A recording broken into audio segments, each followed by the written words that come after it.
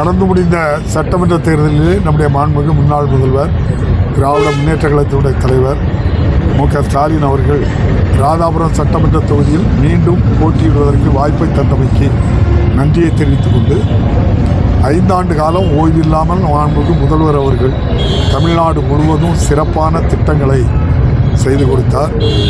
எண்ணற்ற திட்டங்கள், மகளிர் உரிமை தொகை, காலை சிற்றுண்டி மாணவ மாணவிகளுக்கு, பட்டம் படிப்பவர்களுக்கு மாதம் 1000 ரூபாய், பட்டம் படிக்கின்றவர்களுக்கு மடிக்கணினி உட்பட எண்ணற்ற திட்டங்களை தந்த முன்னாள் முதல்வர் வெற்றி வாய்ப்பை இழந்தாலும் வாக்களித்த மக்களுக்கு நன்றி சொல்வதில் முதல் ஆளாக குளத்தூருக்கு சென்றார்.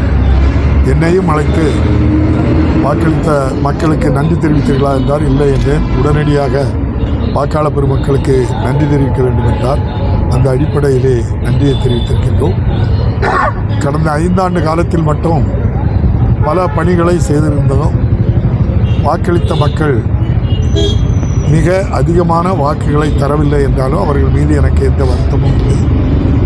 நம்முடைய மாண்புமிகு முன்னாள் முதல்வர் திராவிட முன்னேற்ற கழகத்தினுடைய தலைவர் தமிழ்நாடு முழுவதும் அந்த இயக்கம் மிகப்பெரிய வலுவாக இருக்கின்ற ஒரு இயக்கமாக இருக்கின்றது. தொடர்ந்து அந்த இயக்கத்திலிருந்து பணிகள் தொடரும்.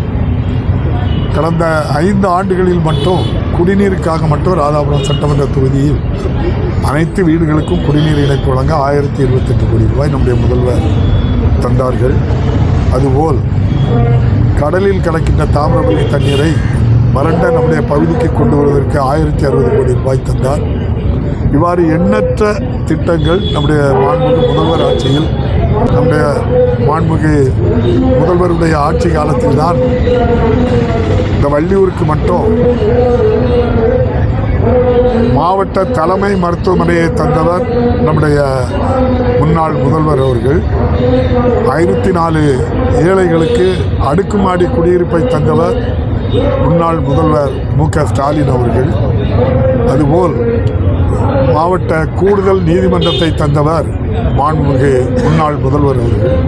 இந்த வள்ளியூருக்கு மட்டும் புதிய பேருந்து நிலையம், அதுபோல் தினசரி சந்தை போன்றவையெல்லாம் எண்ணற்ற பணிகள் செய்திருக்கின்றன.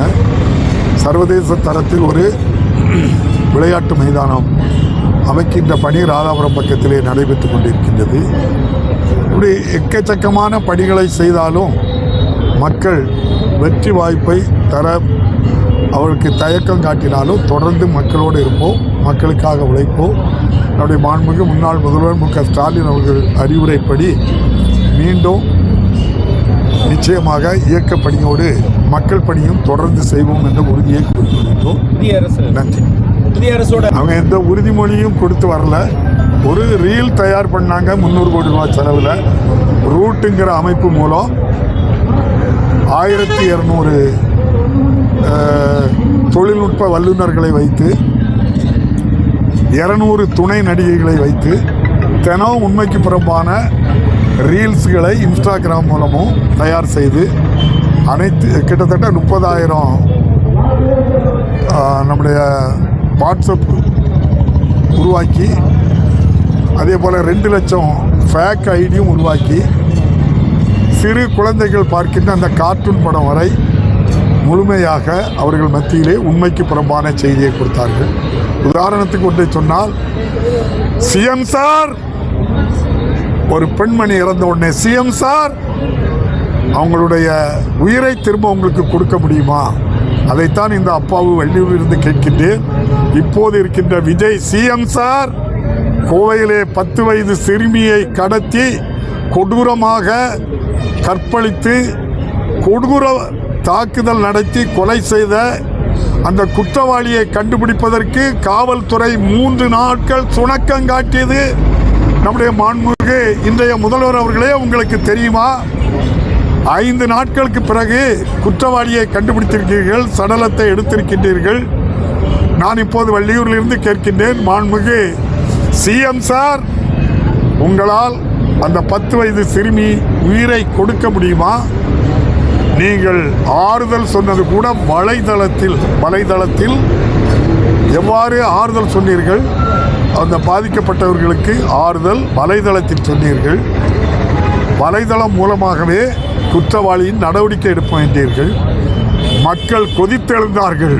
அதன் பயனாக முன்னாள் முதல்வர் மு.க.ஸ்டாலின் அவர்கள் இப்படிப்பட்ட தவறு நடந்தால் அந்த பெற்றோர்களை அல்லது அந்த குடும்பத்தினரை உடனடியாக தொலைபேசியிலோ நேரிலோ சந்தித்து உடனடியாக ஆறுதல் சொல்வார்.